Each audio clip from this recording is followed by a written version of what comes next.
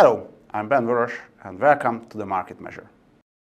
SPIVA stands for S&P Indices versus Active, and in the last 2 decades it has become the de facto scorekeeper of actively managed fund performances around the world. SPIVA scorecards provide a wealth of in-depth data on active funds' performance, including underperformance rates, risk-adjusted outperformance, survivorship rates, equal-weighted returns, asset-weighted returns, quartile breakpoints, as well as analysis and commentary on the market backdrop. The S&P U.S. scorecard, the first in our series of regional reports, was published on March 4th.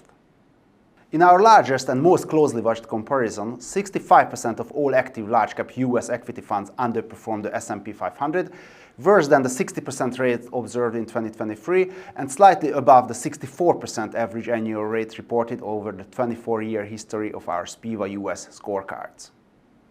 Looking at 2024 underperformance rates in other actively managed fund categories, we find that 79% of all domestic equity funds, 62% of mid-cap funds, 69% of international equity funds, and 71% of emerging markets equity funds underperformed relevant benchmarks.